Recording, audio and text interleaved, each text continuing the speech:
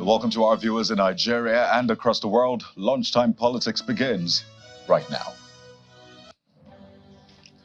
Nigeria Air Force helicopter crashes in Port Harcourt to River State capital while an operation against oil theft. Military says all crew members escaped with injuries. Gunmen attack Kogi resident electoral commissioner's residence, engage in gun battle with security. This is coming days after a mob laid siege to INEC's state headquarters. Former President Olusegun Obasanjo asks young Nigerians to re-examine Nigeria's democracy so as not to repeat the mistakes of the past.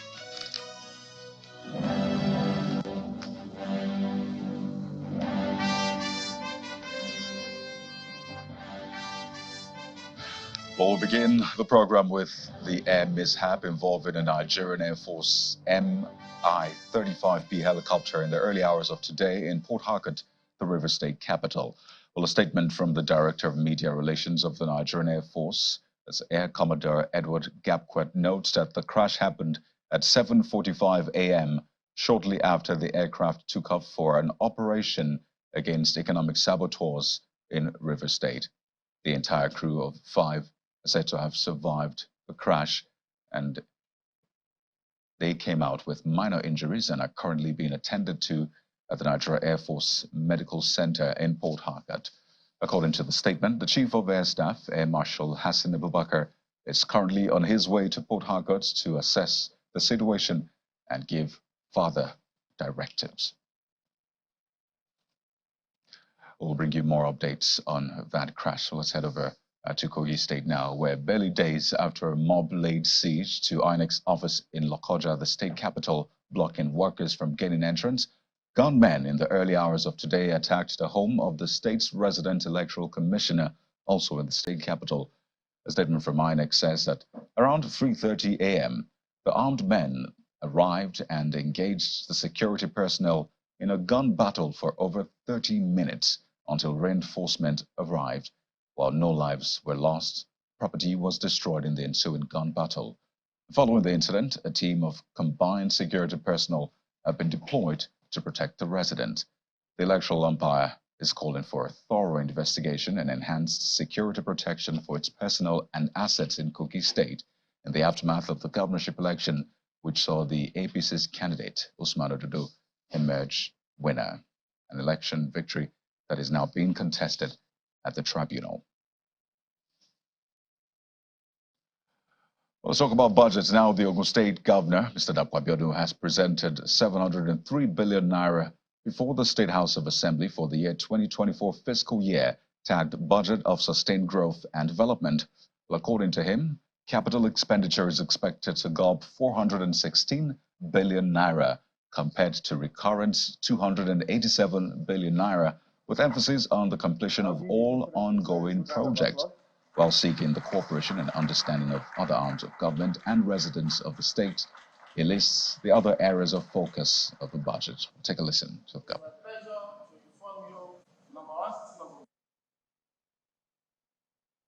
Commencement of water transportation terminal in Iwopin. More investment in communication for security personnel. Installation of on-street transport management and enforcement systems in all our 3 zones. Construction of more housing units across the entire state. Provision of water reclamation projects to connect more households to potable water. Training of our youth in digital solutions. Refurbishing and renovation of our technical colleges. More construction of blocks of classrooms. Agric land development. Maintenance of livestock feed control. And all others.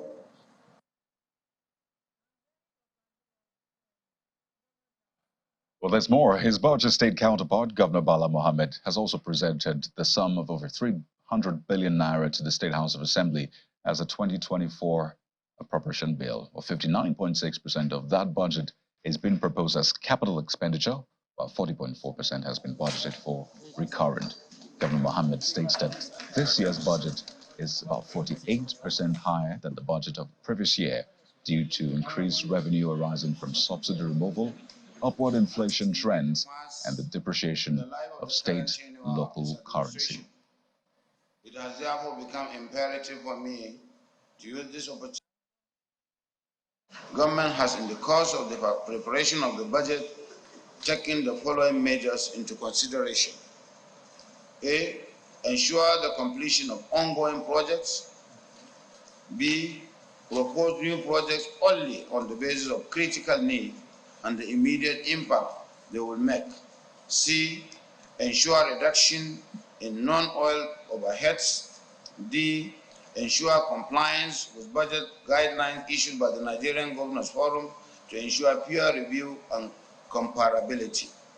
E, compliance with debt service and repayment agreements in fulfillment of our obligation to our creditors.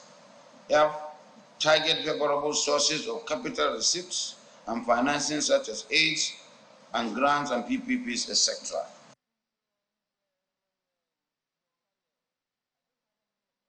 Well, let's get into our conversation on the program this afternoon, and it's about the political situation in Ondo State, southwest Nigeria. It appears the tension may have just tapered down with the Deputy Governor, Mr. Lucky Ayedatiwa, presiding over the State Executive Council meeting yesterday and the withdrawal of a case against him by the State Assembly. But there are big questions about what should the people of the state expect in the coming days. There's the politics of things, and more importantly, the governance of things as well, particularly for the good people of the state. We were joined on the program by Bamidele Ademola Olateju, who's a Commissioner for Information, Ondo State, joins us virtually on the program this afternoon. Thank you so much, Madam, for joining us. We also have Mr. Leye Ibagbo, who is the Director of Media and Publicity for the People's Democratic Party in the state. It's good to have you on the program as well. But I'll begin with the Commissioner. Right, I'll begin with you, Commissioner. And my question to you, Commissioner, is give us a backstory as to how that executive meeting went yesterday. I know that all eyes were on Ondo State, not just for the people of Ondo, but even for the nation at large, seeing that the president intervened. So how did yesterday's meeting go, and what were the high points of that meeting presided over by the Deputy Governor?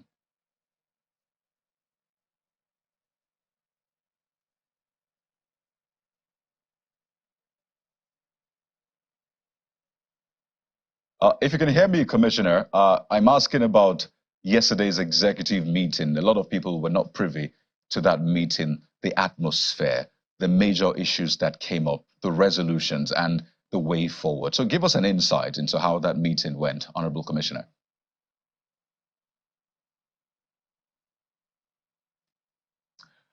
All right, we seem to be having audio difficulty with the Honorable Commissioner for Information in Ondo State. We also expect to be joined by the spokesperson of the Ondo PDP any moment from now. But while we, of course, reestablish connection with them, let's tell you about former President Olusegun Obasanjo, who is asking Nigerian youths on the need for God-fearing leaders, generational appreciation, and urge them to be proud of their country regardless of the country's history.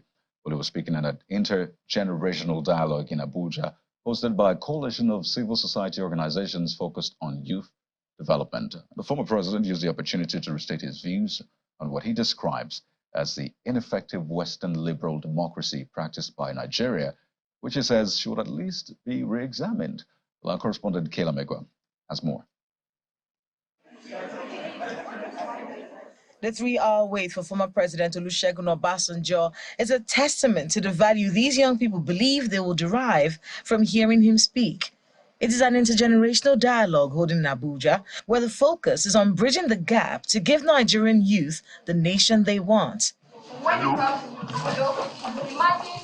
As he makes his way to the hall, he's accompanied by the former governor of Cross River State, Mr. Lee Elimoke, former Minister of Aviation, Mr. Osita Chidoka, and former governor of Imo State, Mr. Emeka Ihedioha.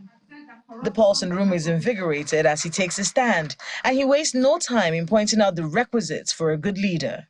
When you are a leader and you do not fear God, then you are a dangerous leader.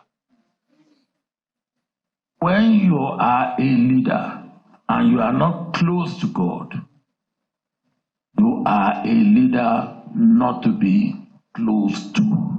Discussions move to the need to believe in Nigeria regardless of her history. You have to believe before we can talk about Nigeria. Some people still believe that what do they call it?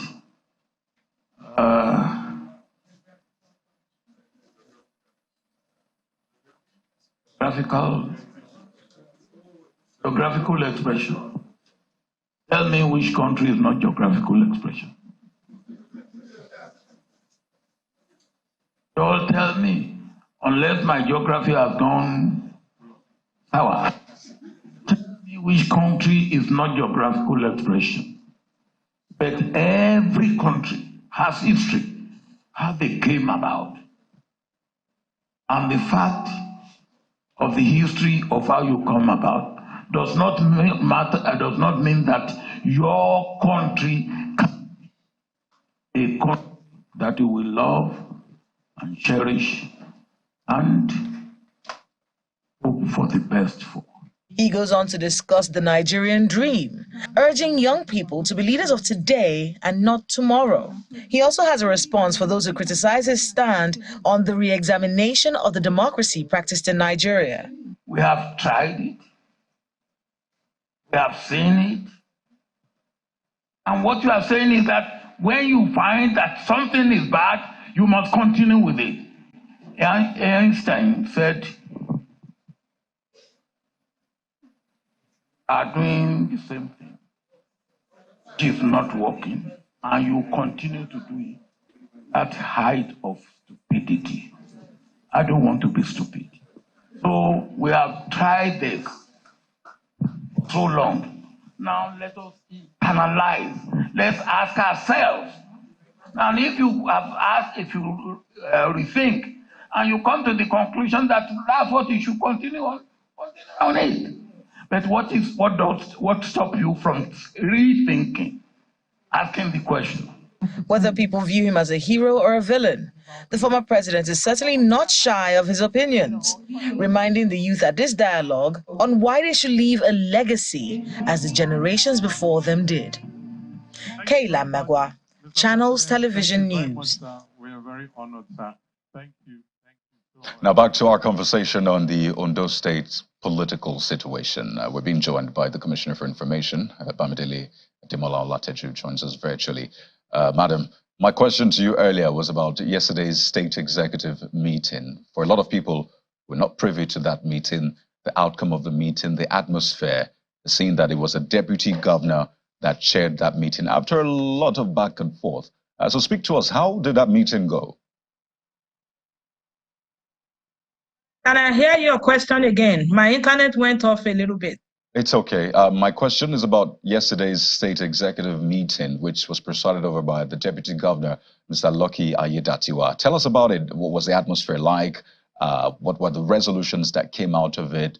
Is this something that will be happening regularly now? Well, I can barely hear you, but I suppose you were asking about the Executive Council meeting yesterday. Yes. At the Executive Council meeting yesterday, when we came in, as usual, we were all laughing until joking with each other, and we sang the national anthem as well as the state anthem, and we deliberated on some things happening in the state, especially the 35,000 wage award signed by Mr. Governor Arakunrin Oluwarotimi Odunayo Akeredolu, SANCON, and the 1 billion naira signed by the governor given to pensioners, because pensioners were owed from the Mimiko administration from 2011 to 2012. The governor signed that those gratuities should be paid. So those were the things we deliberated on until someone moved the motion that we should be able to talk about the Abuja peace deal. And we deliberated on that too. So at the end of the meeting, we embraced peace. We decided to come together for the good people of Ondo State. That was what happened at the ESCO meeting. Right. It sounds like that meeting went quite well. So what then happens to all of the rumors about the deputy governor being asked to tender his resignation and all of that? Should the people discountenance that as mere rumors, or is that something that would happen? Can you say that again? I'm so sorry. I don't know if it's my internet or something. I didn't hear that very well. It's okay. These things happen. My question is about the rumors going around that the deputy governor was asked to resign and all of that. Should we discountenance that? Well, at the Abuja meeting, first of all, before I even talk about the Abuja meeting, I just want to thank the President of the Federal Republic of Nigeria, Asiwaju Bola Ahmed Tinubu, for being a very good leader, for wading into the crisis in Ondo State. His intervention has cooled the temperature that was just going haywire in Ondo State. We thank him. At the Abuja meeting, key decisions were made by Mr. President, who is the leader of our party, the All Progressive Congress. Those key decisions were that the status quo in the state should be maintained. He decided that the Executive Council must not be dissolved under any condition, and the party hierarchy, the party structure should be maintained, that the leadership of the House of Assembly should be intact, and that he nominated 3 people, the secretary to the state government, the party chairman, and the Speaker of the House to be the enforcers. And to forestall further problems, he asked for the signed resignation letter of Honorable Lucky Ayedatiwa, the deputy governor, undated, in case anything untoward happens. So that is what I know.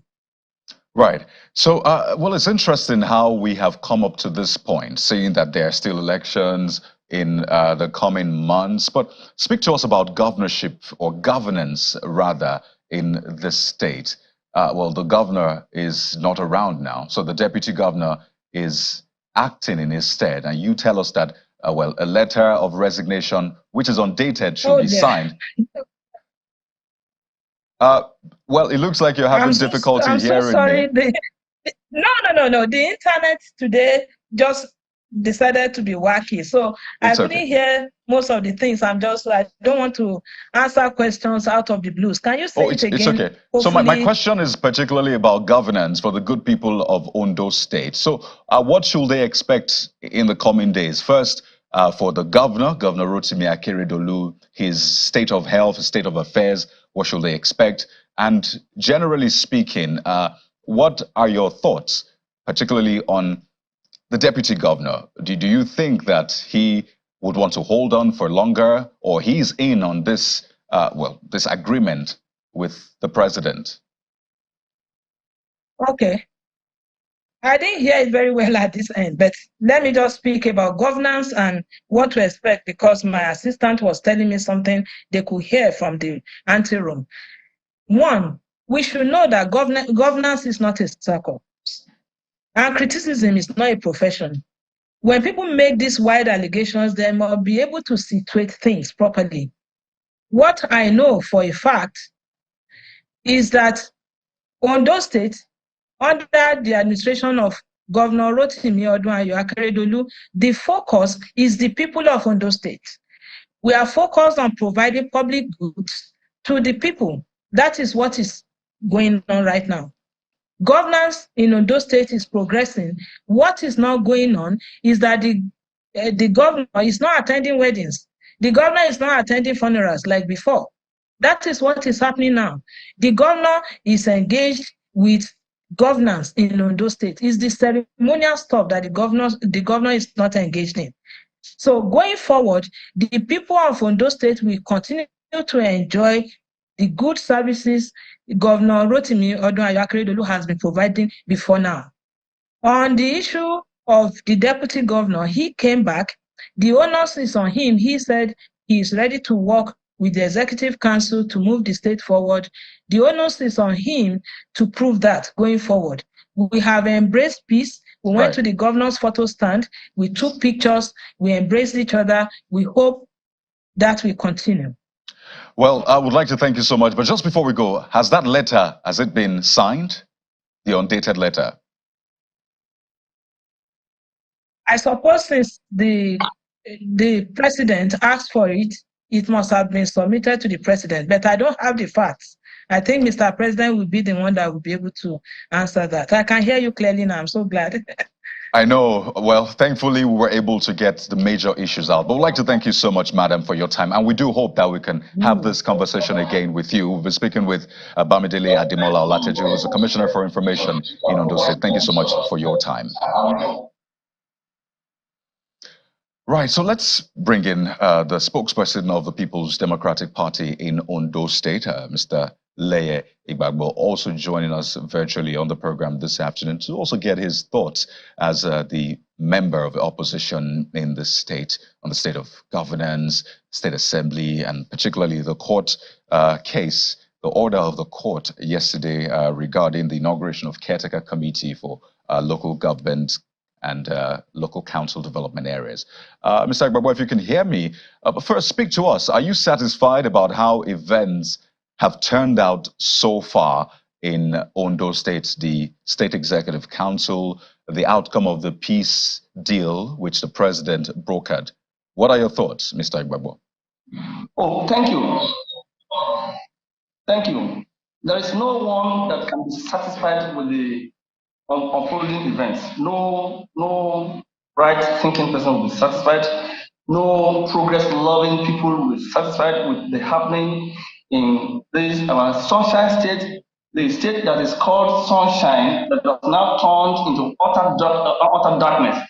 The state that was the signature of all eyes. Oh dear. Well, Mr. Igbagbo, we'll definitely be having this conversation. No one can really be satisfied with it. What we are witnessing in the state now is a mockery of democracy. And I'm afraid of the consequences of this action.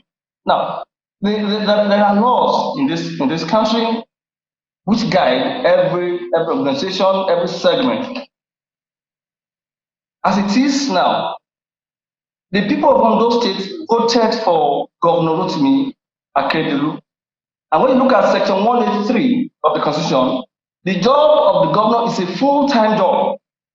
And that it demands that we must always and constantly see him administering the state to the administration of the people. Right now, we have not been able to see the governor for the past 6 months. And then some who are talking about giving political solution. Some who are talking about issuing undated or signed a letter of resignation. This is very devastating.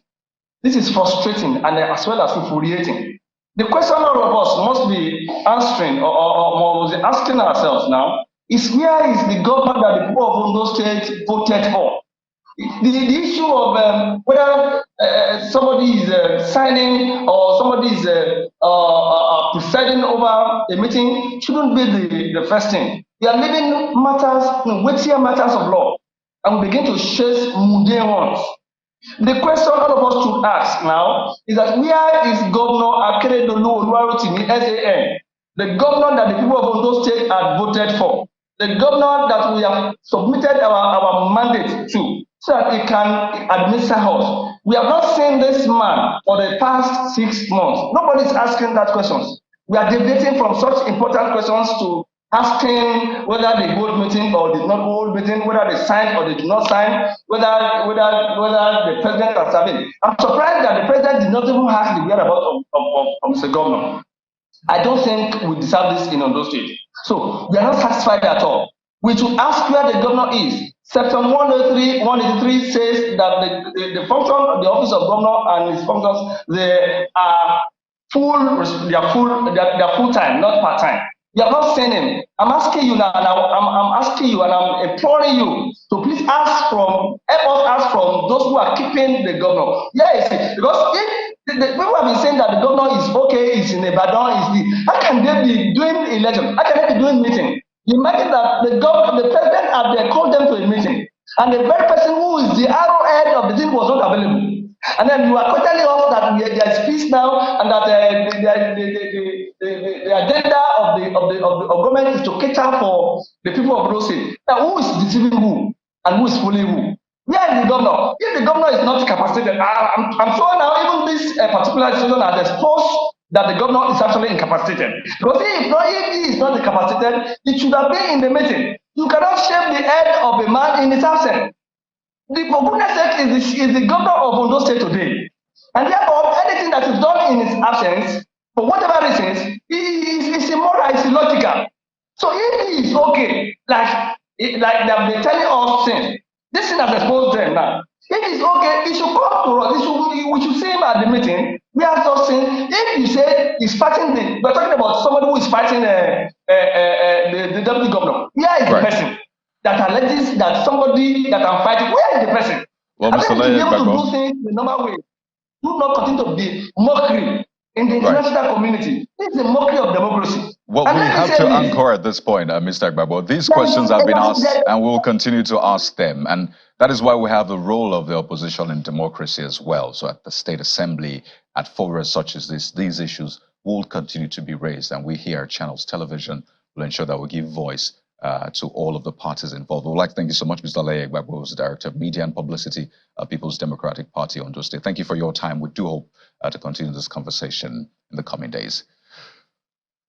Well, that's it with the program today. Don't forget to always engage in governance at whatever level you are. That's what will make our democracy work. I'm Kayode Kikelu. Goodbye.